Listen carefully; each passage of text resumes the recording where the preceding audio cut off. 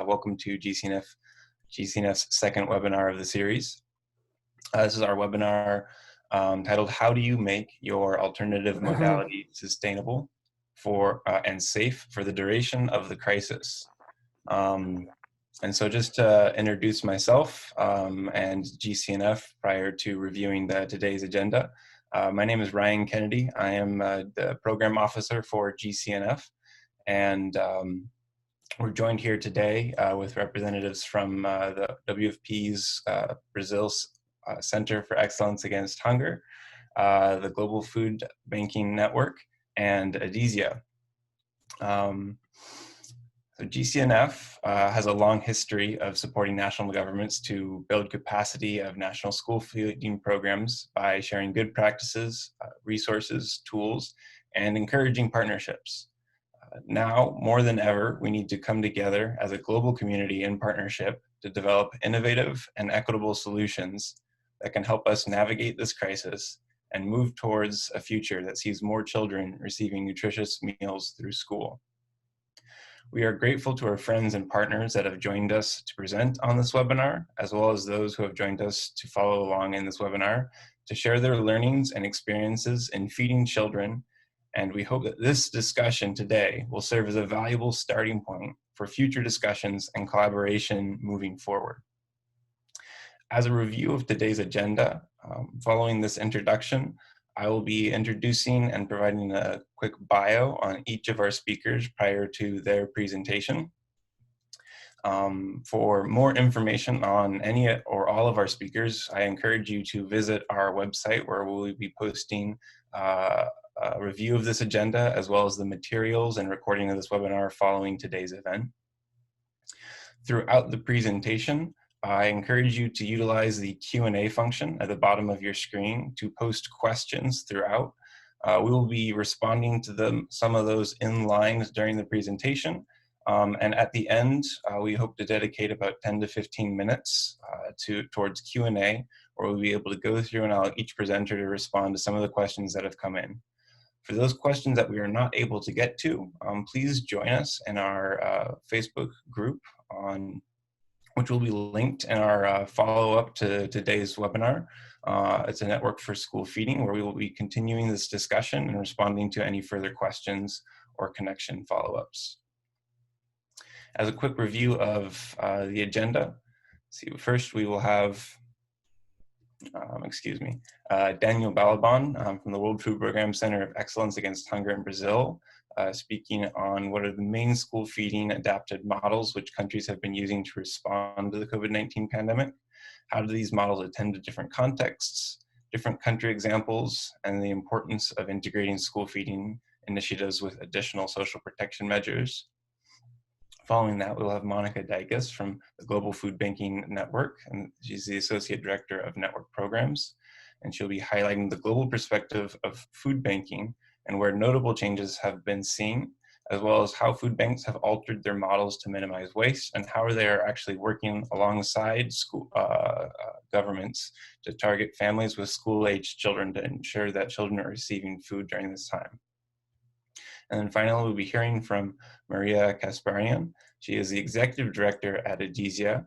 ADISIA is an American-based nonprofit that offers nutritionally dense products, both here domestically as well as in partnership with distributing partners around the world.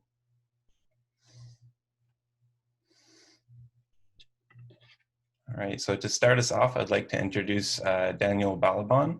As I mentioned, he's the director and representative of the World Food Program Center of Excellence Against Hunger. He's an economist with an MBA in finance, a specialist in public budget, and a master's in international relations. Since August of 2011, Daniel Balaban has been the director and representative of the World Food Program Center of Excellence Against Hunger in Brazil.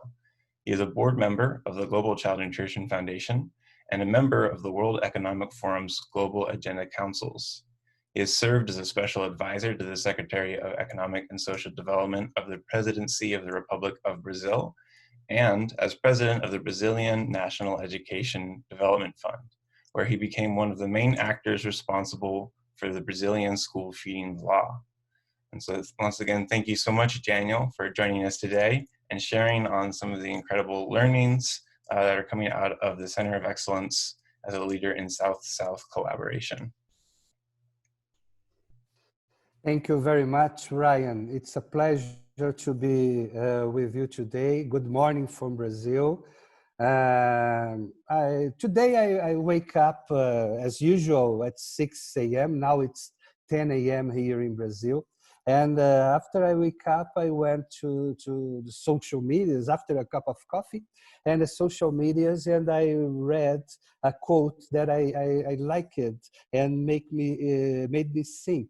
This quote was, the opposite of love, it's not hate. And I was becoming thinking, okay, if it's not hate, what's the opposite of love? The opposite of love, it's indifference. And made me think, but I will back with this quote at the end of my presentation. First of all, I will show you what is the Center of Excellence, the work that we are doing, how we are organizing our work with the COVID-19, with the pandemic. And at the end, we will discuss the future of school feeding and social policies after this pandemic. So the Center of Excellence. The Center of Excellence was created in 2011 when I still was in the Brazilian government. And a lot of countries use it to come to ask for Brazil for support to create national policies on social development, mainly on school feeding. So we use it to support, when I was in the Brazilian government, to support these governments around the world, mainly in Africa and Asia and the Latin America countries. So we had this idea to create a hub for knowledge exchange, for capacity development, for technical assistance to support these countries. So I used it to have this idea, and we started conversation with WFP, and WFP at that moment agreed to create this hub in Brazil. So we created this hub in Brazil around 9 years ago, just to support countries. After the creation, we worked with several countries around the world, just in policy dialogue, South-South learning, in school feeding, in nutrition, in social development, in food security programs, to support them to create these national policies. So the Center of Excellence works under 4 pillars. I will mention very resuming these 4 pillars for you to understand how we organize our main work. The first pillar is technical and advisory services. Second pillar, partnership promotion. Third pillar, advocacy services. And fourth pillar, knowledge services. So under technical and advisory services, we support governments to create programs, to policy design, to policy implementation, to transition strategy, to counter-strategic planning support. So this is the main work under this first pillar. The second pillar, partnerships, we support continents in the organization of regional networks. We coordinate and facilitate this process. We facilitate international policy dialogue. We organize and support the multi-sector coordination and stakeholders mobilization under this pillar. The third pillar is advocacy services. So we identificate the South-South technical cooperations for the countries, what country is doing what, how they can share this knowledge among themselves. We organize study visits and knowledge exchange activities, program cost assessment support. This is very important, because sometimes the governments, they need to understand why they have to invest in this social policy, in school feeding, how important it is to invest in these issues in the country in terms of social policies. And the fourth pillar is knowledge services, where we organize data collection, evidence building, good practices. We make reports, we make books with documentation and dissemination of good practices, monitoring evaluation services. So this is these are the four pillars where we are organizing and working with. Since the beginning of the Center of Excellence, we supported more than 50 countries around the world, in Africa, Latin America, and Asia. But let's focus in last year, in 2019. We gave continuous support to 10 countries in Africa and Asia. These 10 countries, we use it to support the whole world in all these different issues, what they need. We organize South-South cooperation, capacity tracing approach. We organize 5 technical workshops, 10 in-country missions, 1 ministerial mission to Brazil. We support them to design 15 national policy documents, support organizing 2 major events. One was the Global Child Nutrition Forum with GCNF, that you know, or other about nutrition that we organized. So we start all the time working with the governments, working with countries to support them in the creation and the strengthening of national policies, not just on school feeding, but also in nutrition and social development issues, and sometimes in smallholder farmers organization also. So one of the things that I would like to mention is the support to the African Union. We supported African Union to create the school feeding, the home ground school feeding cluster that now is under African Union. We supported African Union to the creation of the African school feeding network. And nowadays, African Union is organizing the support to all African countries in terms of school feeding. For the first time, African Union is supporting countries that want to create national school feeding policies. So, resuming, this is the work of our Center of Excellence in Brazil. Now I will focus on how we are working after the pandemic. Before the pandemic, for coincidence, we decided that it was time to work remotely to support the countries, because it was impossible to be in all the countries at the same time. We don't have enough people to be there, enough support to be there. It's very expensive to be in the countries all the time. Sometimes one flight to Africa from Brazil, it costs the same to around the world the flight. So it's very expensive. So we decided sometimes we need to give support remotely to the countries. And we started organizing this support. And with COVID, we continue giving the support to the countries. Nowadays, we have around 1.6 billion children and youth out of school, out of universities. And you know that in the schools, in the universities where they receive meals, and now they don't have access to these meals. This represents 91% of the learners around the world. Here in Brazil, we have 42 million students that depend on the school meal every day. And now all the schools here in Brazil are closed. So we decided to support countries in what to do.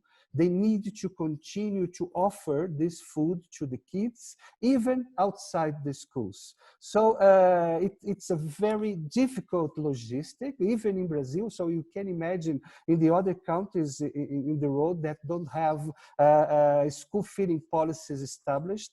So we started to support a lot of countries in West Africa with the best practices, how to engage them in this process. So nowadays we have 4 modalities. One is providing cash transfers, where the countries can give cash, can give a card with money, and the families can purchase the food, can buy the food if they have markets. Other modality is distributing food basket with food, in-kind food to the families. The third modality is distributing take-home rations, so you can share with the rations to the families. And the fourth is the distributing ready meals. Sometimes the families, they don't have how to cook the food. So it's important to offer ready meals to these families. So here in Brazil, we have the 4 modalities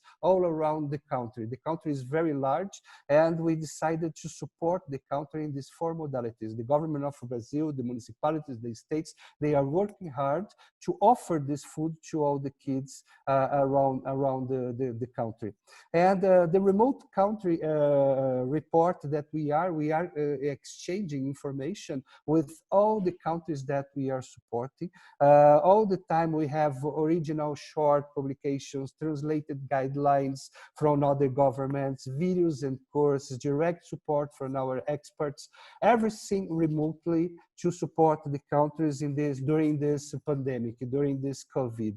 So all these documents, they are compiled, and the information on what the other governments are doing, it's important for them to have this information, to know how to proceed during the pandemic. So just for example, Mozambique, we gave this material, this advocacy material to Mozambique, convincing the government to, of course, we don't have classes, but we need to continue giving food to the families because they don't have access to food. And this food is this meal is the most important meal that the kids have during the day in most countries. Here in Brazil, it is for sure. So we have in Gambia, we support the country to receive mobilization, a grant of $60 million for rural development and school feeding, benefiting 75,000 vulnerable students in the Gambia. And we are supporting Western and Central Africa in this work. Now, my time is finalizing. I would like to talk with you about the future. So in the beginning, I said the quote that I read today: the opposite of love is not hate, it's indifference. And this makes me think about what we are doing with our future. We are in year 2020, 21st century, and we still have 821 million people in chronic hunger. What's this? It's 4 times the whole population of my country, of Brazil. And when we see the numbers, we don't think that it's a human being, it's a person, it's a mother, it's a kid, it's a father, it's a person, it's a human being that's there. And sometimes we don't care. These numbers, they are there. And we don't do enough to deal with this problem. We had last year 135 million people in acute hunger. And with the pandemic, this number will double. We will have in 2020 270 million people more in acute hunger. So we need to do something. We cannot think that this is normal. It's not normal. We will create a new normal. So we estimate that at least in the next 3 months, we will have 30 million people that can die of hunger, and we cannot allow this. So I'm very optimistic. Just to finalize, I think that we need to take advantage of this pandemic and open our eyes, open our hearts, or open our minds, and try to make different, not to continue. Let's make different. Let's create a new world. Let's create a new normal without hunger. It's possible. We have money. Just for you to know, the world expends every year $2 trillion in military expenditures. If we take just $130 billion, it's less than 7% of this amount, we can end hunger. We can end hunger in the world with just 7% of what world expends in military expenditures. I prefer food than bombs. And you? Let's think about it. So I would like to thank GCNF for inviting me, for taking me here, but it's time for us to think different, not just doing the same things and trying to have different results. We need to do different things. We cannot have in the future more people dying of hunger. Thank you very much. Let's think about it. It's up to you, Ryan. Thank you so much, Daniel, for those powerful words. I think, as Daniel mentioned, it is a challenge that we all face. We can no longer be on site to execute these programs, and that we've all had to be more creative in how we make our resources available digitally and how we make those resources available equitably.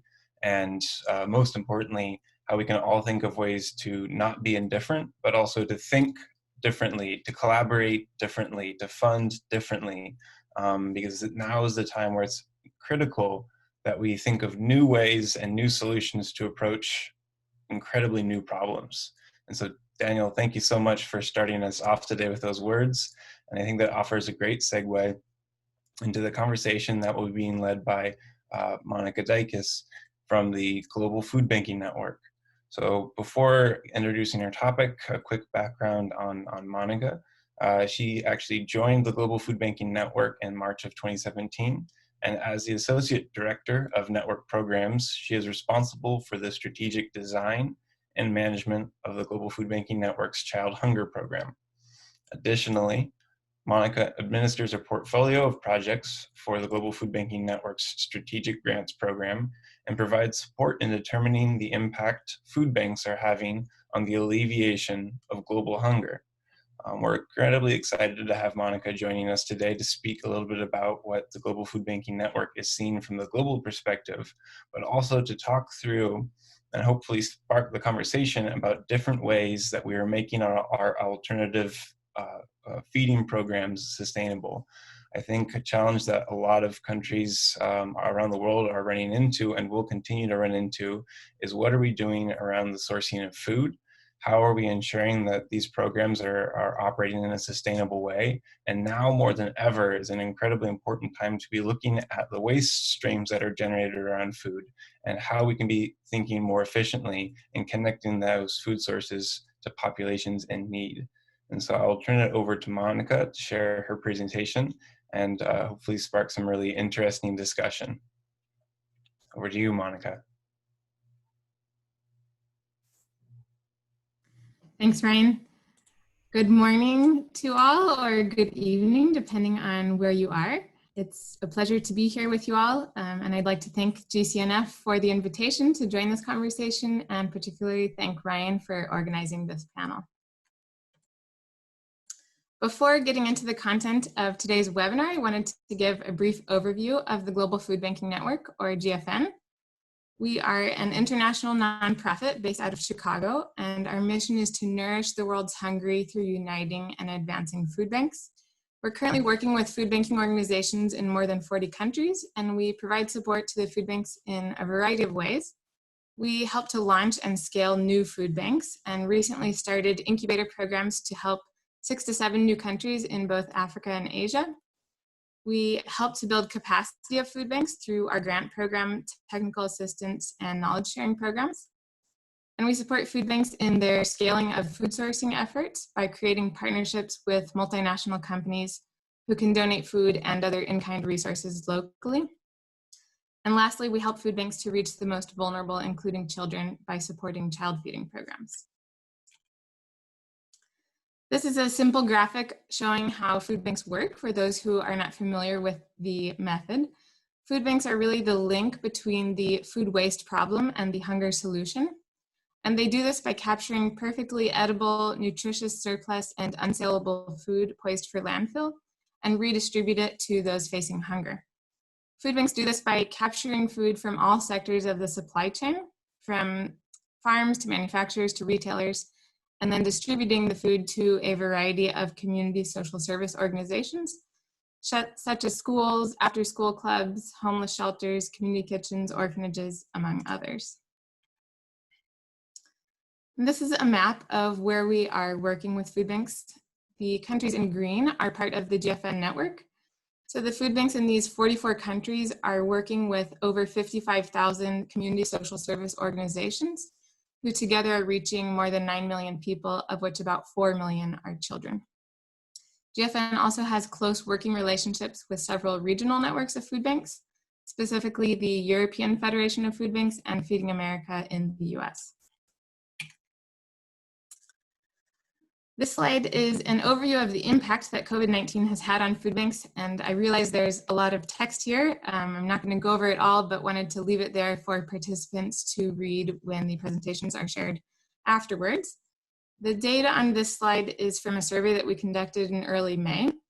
And we've seen that all food banks are seeing an increase in demand for emergency food assistance.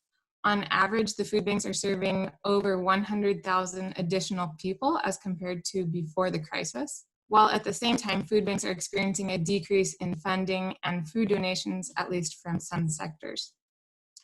And due to the movement restrictions, food banks are more often distributing food to agencies and families, rather than having the agencies come pick up from the food banks as they used to do, thereby creating increased costs and infrastructure needs for transportation and logistics.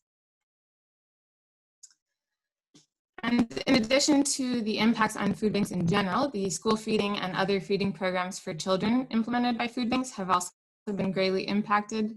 The data on this slide is from a survey that we conducted in early April, so some of these numbers will have changed, but over 80% of the feeding programs for school-aged children have been impacted, in many cases leading to decreases in the number of students fed, the frequency of feeding, the size of rations, and or the variety of food provided.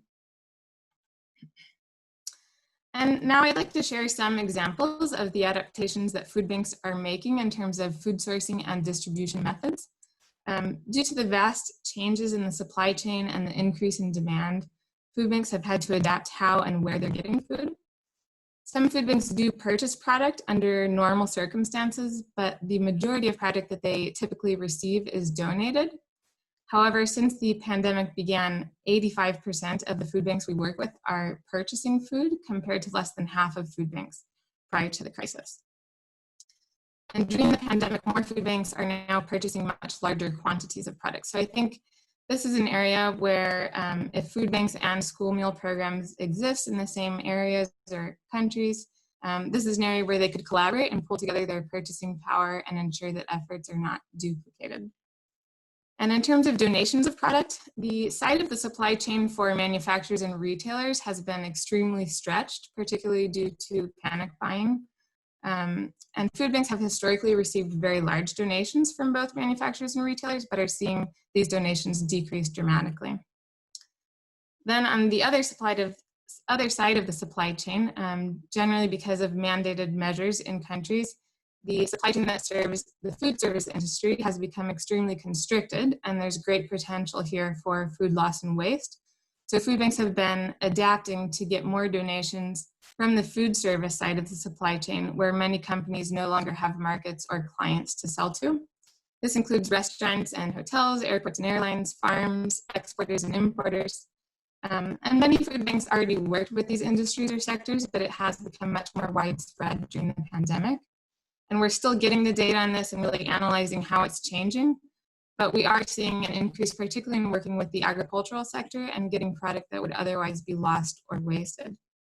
One example is in Ecuador, the food bank in Guayaquil is now getting 3 tons of frozen prepackaged shrimp every week, and they're able to distribute this, which is a great source of protein that food banks often are not receiving in donation.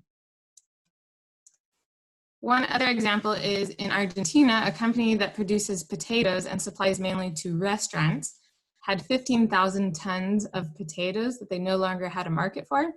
So the company contacted the National Network of Food Banks in Argentina, and together they developed a plan where the company paid for the machine to harvest the potatoes and the person to operate the machine, and the food bank either paid for trucks to come pick up the potatoes, or they were able to get more corporate partners on board to help with the transportation around the country.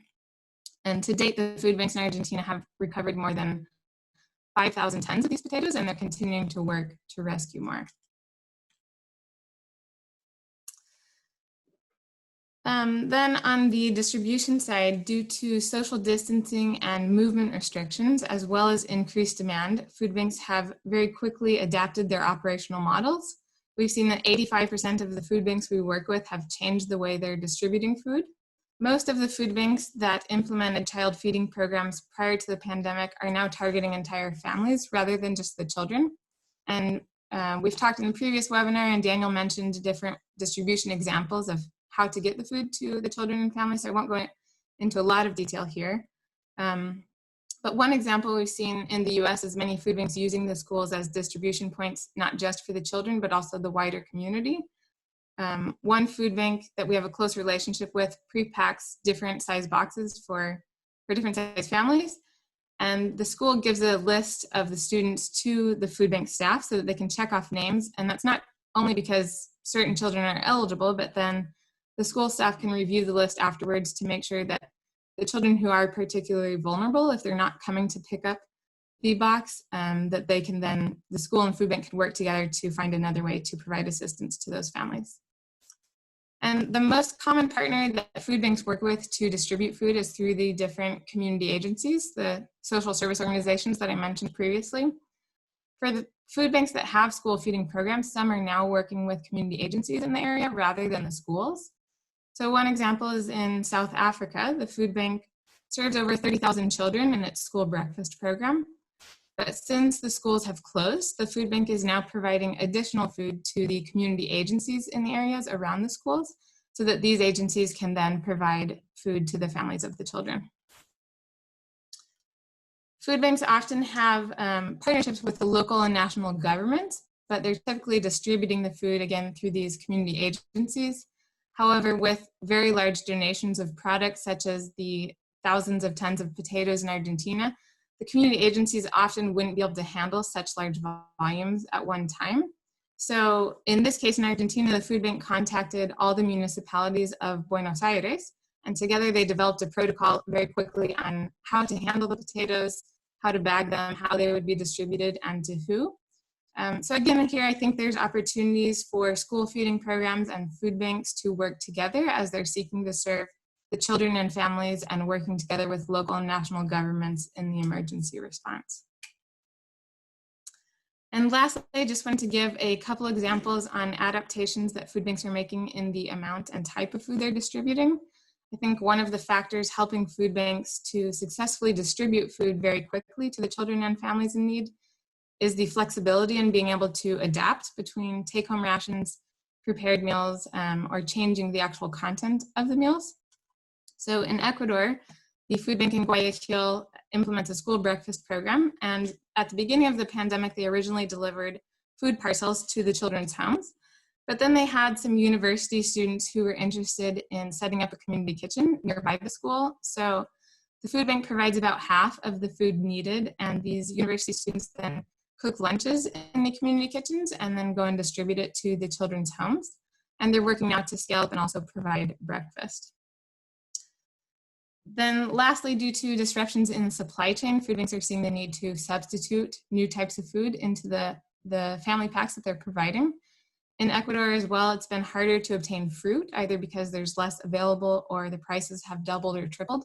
So the food bank used to receive donations from central markets, but those donations have decreased. And they're now looking at new partners such as importers and exporters, where they've received very large donations of kiwis and bananas. And even though these weren't necessarily the fruits that they would previously provide to families, the food bank's adapting the products based on what is available. So to conclude, from what we are learning and seeing from food banks, I think some of the most crucial aspects to ensure program sustainability during this time are being able to adapt quickly, think creatively about new sources of product and new ways to distribute the product, and collaborating with new partners. Thank you again, and I look forward to continuing the conversation. Thank you so much, Monica, for sharing that and for offering such rich details around the different examples of how food banks are thinking creatively and collaborating creatively around the world. To add on to a little bit of Monica's presentation, I think this is an important moment where we can acknowledge that while food banks themselves might not be everywhere in the world, and we saw that in the map, and we know that from our attendees today that there are some countries where those food banks aren't. I think the models of the food banks and the lessons learned by food banks can be contextualized anywhere in the world.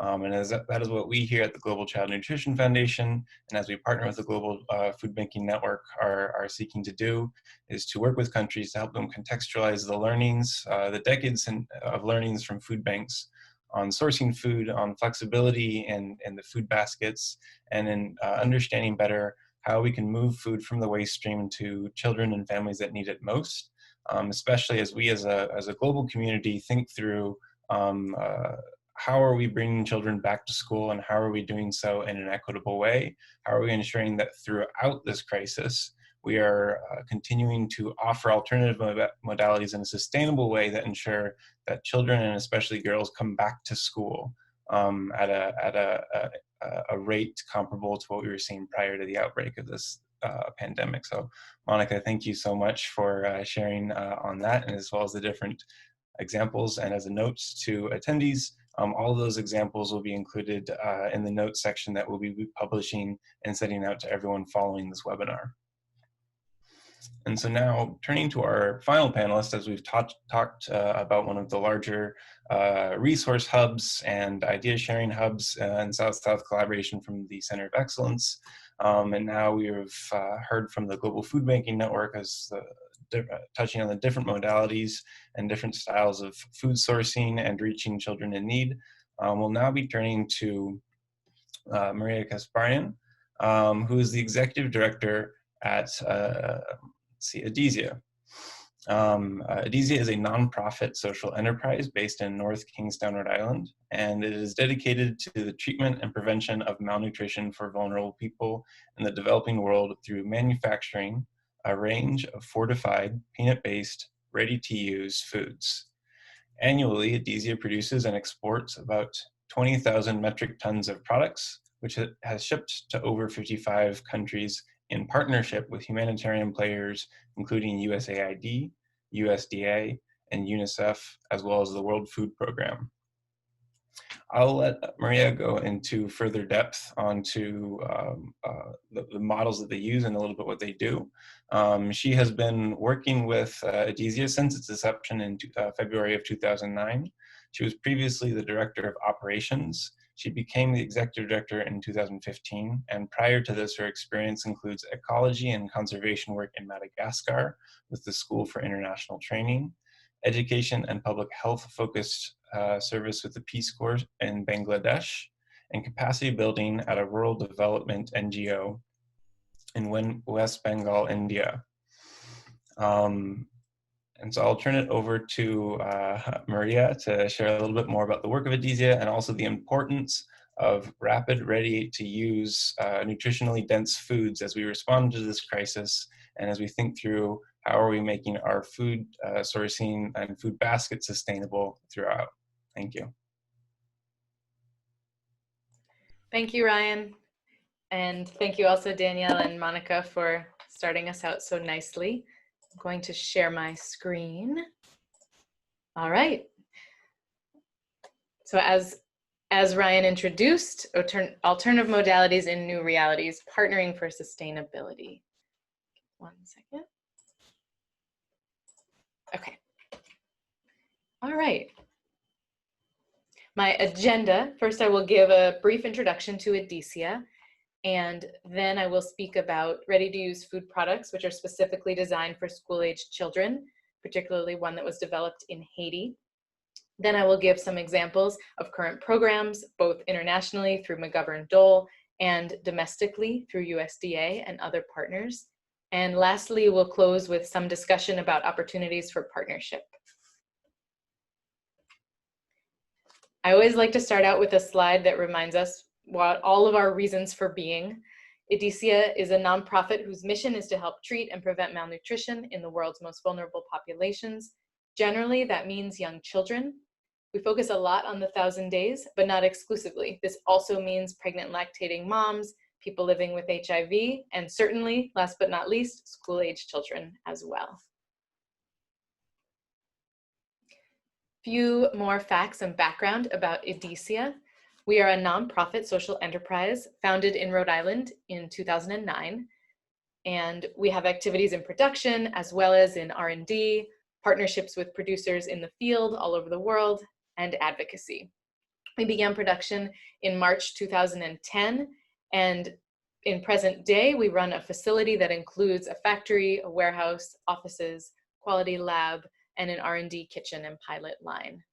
We manufacture about 1.2 million packets like this of ready-to-use foods whose main ingredients are generally peanuts, milk, soy, and are always fortified with vitamins and minerals.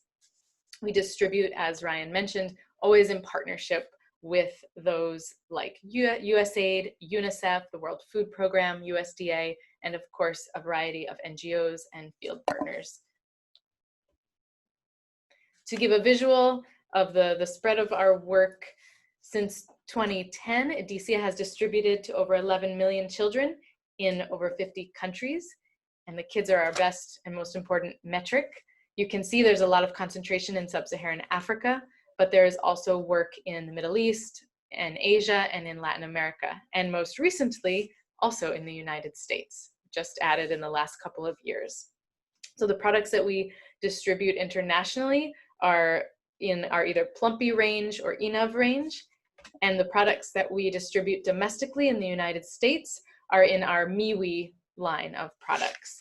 And these products are designed also for specific nutritional purposes, whether that is safe peanut introduction or fortified snacks for children, fortified snacks for adults who need extra supplementation. Now I'm going to shift our attention to school-age children, which is the focus for today. Since in 2011, McGovern-Dole launched a micronutrient fortified food aid products pilot, MFAP, it's much easier to say. They launched that program specifically seeking new and different products that could be used and that they could support as part of the McGovern-Dole food aid basket. So EDISIA was a recipient of one of their grants, and we partnered with Washington University, with Meds and Food for Kids in Haiti, with Plumpyfield, to develop a product that was fortified, peanut and soy based, a ready-to-eat snack for school-aged children, which was called Mamba, which means peanut butter in Haitian Creole. We then did a research study that lasted about 6 months in several schools, and the studies conducted in Haiti showed that the product reduced the odds of developing anemia and wasting in urban children compared to the control, and increased hemoglobin concentration and reduced odds of developing anemia in rural children. So with these successful results from the MFAP program and study, what was Mamba was reincarnated to become NutriSchool, so a product that could be more broadly programmed and used as an option in the McGovern-Dole food aid basket. So it was, and generically it's known as lipid-based nutrient supplement school feeding, LNSSF, which is a mouthful. The program was added to the USDA commodity list in June of 2018, and then became available through McGovern-Dole in 2019. It's ideal for schools without hot lunch capabilities or those in need of fortifying what they already have, fortifying, adding protein, vitamins and minerals to local foods that are available. That was initially its reason for being. Now in the reality of COVID, we're also seeing that single serve packets can also be well suited to facilitate the continuation of school feeding through take-home rations during COVID-19, during this pandemic. And this is something we're seeing both domestically and internationally. So let's give some examples of what's going on. So as I referenced, NutriSchool, this is what it looks like. Here it is in my hand. It's a 50-gram single serving fortified peanut and soy-based snack. It received its first contract through McGovern-Dole in 2019, which is for supply to the NGO Nascent Solutions, who I know attends GCNF, is part of GCNF. That product was shipped to Malawi, and I understand has arrived and is about to be starting its programming. For those interested in accessing this kind of product as part of their work, there is the standing supplemental notice of funding opportunity, which is currently allowing for revisions and changes for those who need to do that to adapt to COVID. And then the fiscal year 2020 applications are also now open for McGovern-Dole, and this product is among the products on the list. To shift focus to the United States, I mentioned the MiWi range as part of our response to to the COVID pandemic and increased needs here, including increased needs in the food banks and school feeding programs. We developed a product that's a 1.1 ounce or 31 gram single serving peanut butter. And we received a contract through the USDA to supply over 2.5 million packets to schools and food banks in 5 different states in the US. And that is being programmed through National School Lunch Program, School Breakfast Program, the Emergency Food Assistance Program, and Summer Food Service Program. So as Ryan and Monica were both mentioning, and Daniel as well, the schools are an important hub for still distributing and continuing programs for take-home rations. That's true here in the US, and we're happy that we're able to make this part of that ration. Second, an example of a private partnership that has also taken place because of the new pandemic reality we're in. We had a partnership, or we have a partnership with Chobani to co-brand and distribute a peanut butter product, which you see the lower one on the screen, also to schools and food banks in the Northeast. So for example, we distributed recently to schools in Providence, which is the capital of our state, and then we're also distributing to various food banks in the region. And food banks and schools tend to like it. It's easier because it's more dense, so it's less bulky, and it's ready to eat, ready to distribute. It's an easy option with protein. Okay. Now back to our theme, of course, of safety and sustainability. Sustainability really comes from partnerships, and that's partnerships with governments, partnerships with private sector, partnerships with other NGOs. That's why I wanted to be on this call today, because that's what makes everything possible, is these partnerships. Some ideas and points of discussion here. I wanted to mention that DCO wants to hear from NGOs and other partners about what they need.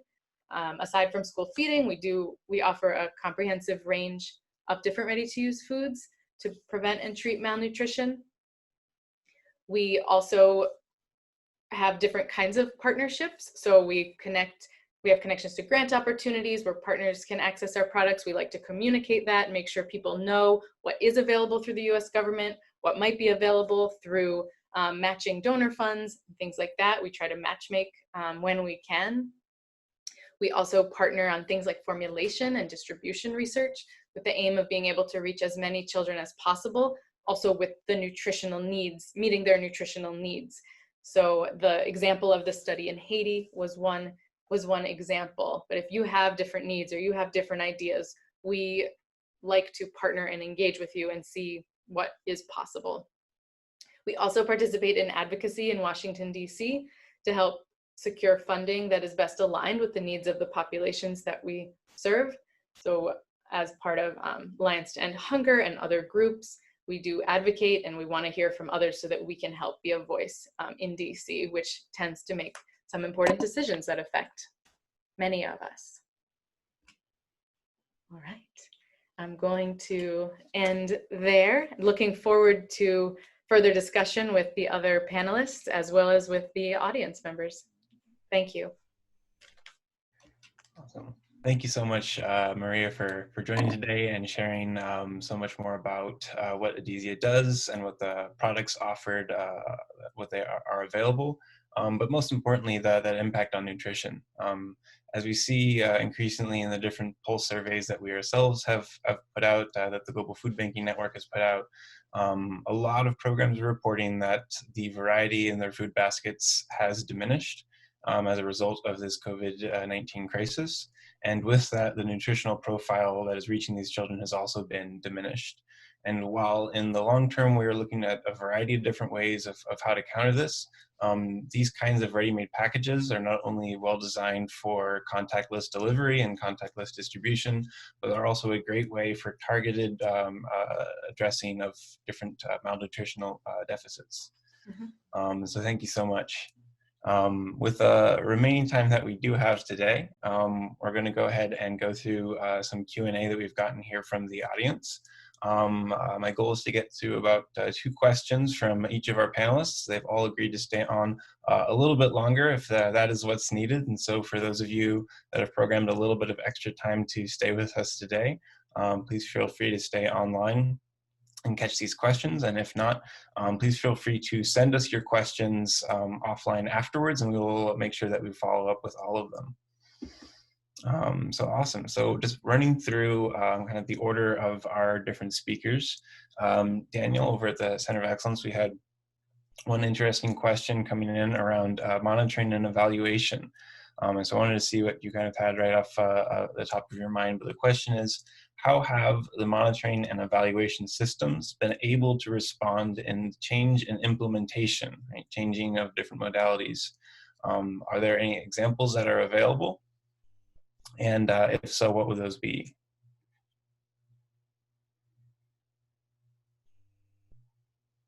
Can I answer? Yes, please. Okay. No, it's a very good question. Let's just think 10 years ago, okay? We are in 2020, let's think about 2010, 10 years ago. Most of the African countries, they didn't have national policies on school feeding or in food and nutrition security. Nowadays, we know, because we are supporting and we are working under African Union, most of the countries, they have a kind of school feeding. So all of the countries in Africa, most all of the countries, not the countries that they have conflicts, because it's impossible to maintain the kids in the schools and to attend the kids in the schools. But most part of the countries, we have in Africa around 55 countries.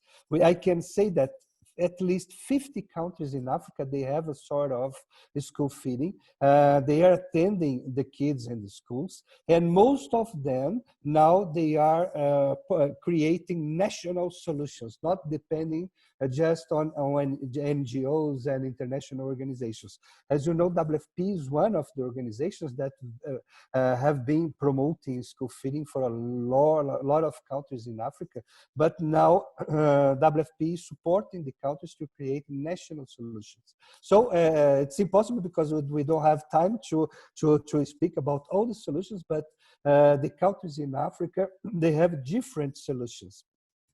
We don't have one fits all solution for everybody. No, each country is creating their own solution. So Mozambique is created the national school, the PRONAI, National School Feeding Program in Mozambique. They are now attending a lot of schools in the country. The Gambia, as I mentioned, they received a fund where we will support the Gambia to attend a lot of schools in Banjul, in other regions of the country. In Niger, we have, Kenya has the greatest, I believe the greatest school feeding program of Africa, attending more than 3 million students every day. Namibia has school feeding, South Africa has school feeding. So, and something that we didn't have 10 years ago. What happened with these countries? They started to understand that the best investment that a country can do to your population is invest in people. And when we invest our money in people, we have, this is an investment, because this money returns to the government in terms of taxes. These people will start to pay taxes. So it's important for them. They understood that. The economic sector of these countries, they understood the importance to support people and to fight poverty and fight hunger in the country. The cost of hunger is immense. So they understood that it was important to invest in social policies. So now almost all the countries in Africa, and I was just mentioning Africa, Latin America, almost all the countries, they have solutions for school feeding and social policies. And now even Asian countries like Nepal, like Bangladesh, they are creating these social solutions, and it's fantastic, the results. Of course, we need to monitor and evaluate each country, because each country has different results. But it's important to see how a continent continent like Africa, how a continent like Asia, they are promoting these social solutions. I strongly believe that it's possible to end hunger and end malnutrition in the world. For that, we need to have political commitment. What is political commitment? The commitment of the governors, of the presidents, of the prime ministers, of the ministers. So for these people to be committed, we need the population to fight and to show. My president, we need to establish national school feeding programs in our country. We approve this solution. We want this solution for our population. So we need to convince the politicals that it's an important investment for all the countries in the world. Over to you, Ryan. Awesome. Thank you so much, Daniel. And incredibly important points. And to kind of build on those, as Daniel mentioned, he touched on so many different rich examples, but due to the time, he wasn't able to go in depth on them. And so we will be sharing a number of briefings that his team has prepared on some of the different models that they're seeing, how those are implemented. And in following up to some of those briefings, please feel free to reach out to us or the Center of Excellence if you have any questions on any other details around some of the examples that Daniel has just highlighted for us. Let's see, moving on to a question that is now directed at Monica. We have a question saying, in support of sustainability, is production part of your program? Sure. Thanks, Ryan. Food banks do not typically work on the production side. There are some food banks that might have small gardening projects with the clients that they work with. But really the niche of food banks is trying to rescue food that is already in supply chain before it is wasted. About 1/3 of food that is produced around the world is lost or wasted. So our niche is really trying to make sure that food is not wasted and can be used by people in need. But some food banks do have unique partnerships with farmers and manufacturers to create value-added products. So for example, in South Africa, the food bank that we work with, when they started their agricultural rescue program, they were receiving large donations of tomatoes and kiwis, which are both very highly perishable. So with a retail partner, they connected with a manufacturer that provides to that retailer, and the manufacturer is now producing kiwi jam and tomato jam for them, which the agencies and the beneficiaries have loved. So there's a few different examples around the world where they're doing that, but typically don't focus a lot on the production side.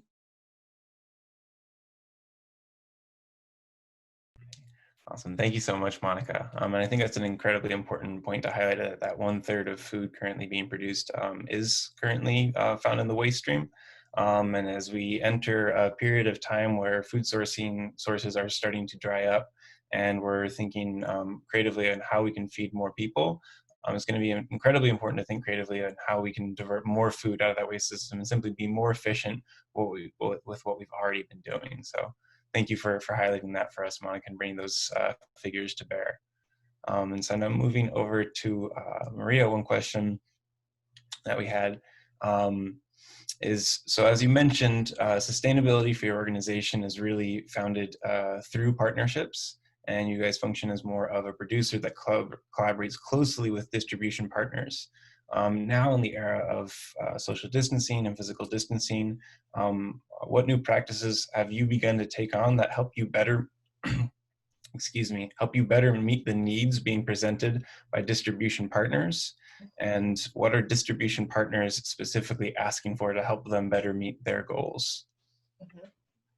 Great, thank you for the question. Lots has changed in the times of this pandemic, and a couple responses. One is to protect the supply chain in the first place. So we have put in a lot of extra safety precautions at our production facility. We do continue to produce, but in a modified way. So we run 3 different shifts. We've segregated those shifts so that they never see each other, and we've shortened them so that there is a cleaning shift in between those shifts. We also wear protective equipment, PPE, including masks, eye goggles, and gloves, and a lot of hand washing and extra sanitation practices. I mention that because a lot of the worries are about supply chains being interrupted, and an outbreak can very much, whether that's anywhere in the supply chain, that can very much interrupt the food getting made and getting delivered. So we're doing that here in Rhode Island. We're also part of a network called the Plumpyfield Network, which has suppliers in about a dozen countries internationally, and we share best practices with each other on that. I was just discussing with our partners, Helena in Ethiopia, about what they can best do to also safeguard their production in Ethiopia. So it's really helpful, and we learn from them just as they learn from us. It's helpful to have that kind of exchange. Other things that we're doing to help secure up the supply chain is keeping higher levels of stocks, and that means both raw materials as well as finished product. Obviously, there's more risk to do that. There's more cash flow blocks, more cash tied up in that. But it is worthwhile to do, we believe, in order to prevent these blocks. And because we do know right now that a lot of less kids are able to access feeding programs, and not just school feeding, but a lot of the malnutrition programs. So the community-based management of malnutrition programs, CMAM, they're less able to access because of COVID, but that doesn't mean they're not there and they're going to have the needs. And we are expecting that there could be a big spike. There likely will be a big spike in the near future. So what can we do now to ensure supply chains are secure, and also to ensure that we're getting not just food, but nutritious food to kids, so that we don't have a huge spike in kids that are not just hungry, but are severely malnourished, because that becomes a much bigger, both moral, financial, and otherwise challenge when you have huge increases in numbers of kids with acute malnutrition. So part of the reason to make sure that foods are nutrient dense is to help prevent that spike, while at the same time preparing that spike very well may happen, and needing to secure the supply chain to be able to respond to it if and when it does. Thank you. Thank you so much for that incredibly detailed and insightful response. And I think beyond just the specific content of the response, I think it also highlights the importance for producers to collaborate and discuss about what they're learning, and distribution partners to collaborate and discuss about what they're learning, and to just continue to communicate. In my experience in different food distribution systems, a lot of times different partners don't know what other partners need until they're asked.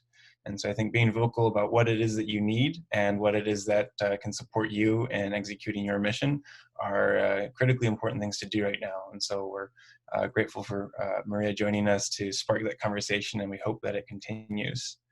Let's see, I'm seeing that a good number of our participants are sticking around for this final round of questions. So I'll do one last rapid fire round of questions across our panel again. And so in just a quick dialogue, I'm just going to go in reverse order. So I guess, Maria, that brings us right back to you. So just as a quick question coming to us from Canada, is there any current research and development work on producing or providing such nutrient-dense products without peanut ingredients? Sure. So they don't have to have peanut ingredients, and we do and can make ones without peanut ingredients.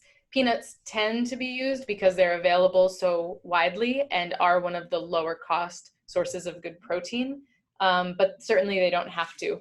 We have a product that's all soy-based as well that does not use peanuts. The key is to have a certain amount of protein, and the key is also to make sure that it's fortified with the right vitamins and minerals that are often lacking in a diet, or that you really want to make sure are present, so that malnutrition doesn't happen.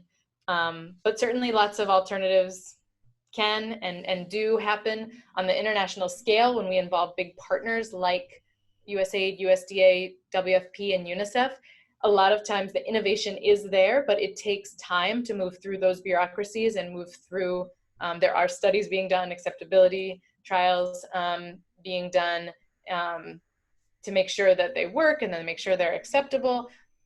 And those take time. But if we're talking more in the United States and Canada, and depending on who the funder is, there might be more flexibility and less need to go through all of those long, often important, but long bureaucratic steps that happen. So yes, and if you have ideas, I'd be happy to engage with you independently about what you're thinking and what might be needed where you are. Thank you. Absolutely. Thank you so much, Mirand. And as a good reminder to our attendees is if you do want to connect with any of our panelists or their organizations after this, please feel free to reach out to us and we can help facilitate those connections to continue the conversation. Awesome. So now then, following up with Monica in the rapid fire round, as a quick overview, one question would be, for countries that don't currently have an established food banking system, what are some highlight practices that could be taken from the sector and applied to school feeding operations or other areas of institutional food purchasing to help minimize waste, but also to ensure that those in need of food are still getting it?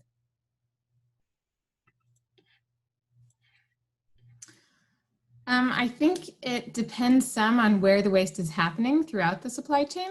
If it's at the very local level or in schools, in the absence of a food bank system, I think the schools could do a similar thing to how food banks work in trying to establish partnerships with organizations that have feeding programs or serving at-risk populations, such as shelters or community kitchens in the area. And when there's food left over that might go to waste, they could have 3 to 5 standard partner organizations in the area they could provide food to.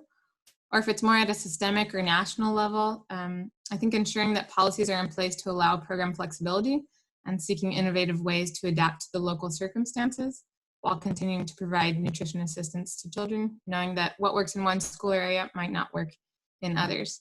And I think we're seeing that institutional food purchasing is a challenge globally right now, as the food systems and normal supply chains have been disrupted. So I think it's just important for school meal programs and food banks to maintain contact with suppliers and look at new suppliers to fill the gaps due to these disruptions. And we're seeing around the globe, food banks have not historically done a lot of food purchasing, but are now doing so, and this is having a large impact on their budgets. So really building into the budgets for the coming months, increased prices for food purchases with the expectations of price volatility. Fantastic. Thank you so much, Monica. I think that does highlight an important part of this whole discussion, especially as we then move over to Daniel, who's already advocated for this point, but it's the importance and understanding of the role of policy in this whole discussion, and that good policy, especially at the national level, is really at its core what really helps establish sustainability, both in its application from the top down, but also in its ability to be flexible in situations such as this. So Monica, thanks for bringing that back into the conversation. And then Danielle, as a final question in our rapid answer round before we wrap up for the day. One quick question, either now or that could be followed up with later, but to build on a question posed in our last webinar, how are you seeing governments currently utilizing their existing social safety net institutions to operationalize a response to ensure that children are included in targeted distributions to households? And so any examples of a specific country that's relying on their earlier implementation of social safety net programs? If you have any examples off the top of your head, or we can ensure to include those examples in our follow-up. Okay, thank you very much. I think that the most important is for each country is to create the national policies, sustainable national policies, and not just to create a national school feeding program that's not related to smallholder farmers production, that's not related to the health system, is not related to the social development system. Everything needs to be related, need to be linked to work well. So this is something that we always show them, that the importance to link the different ministries' work and different actions, because they have different actions, and these actions need to be according to the same objective, to the same goals. Here in Brazil, it was created, and when Brazil created the Zero Hunger strategy, the beginning of this century, Brazil decided to create a chamber where different ministers used to sit and to put their actions in this chamber and to see that these actions would go to the same way. So sometimes with one ministry coordinating, sometimes with other ministry coordinating. So for example, school feeding. School feeding was coordinated by the Minister of Education. School health is coordinated by the Minister of Health.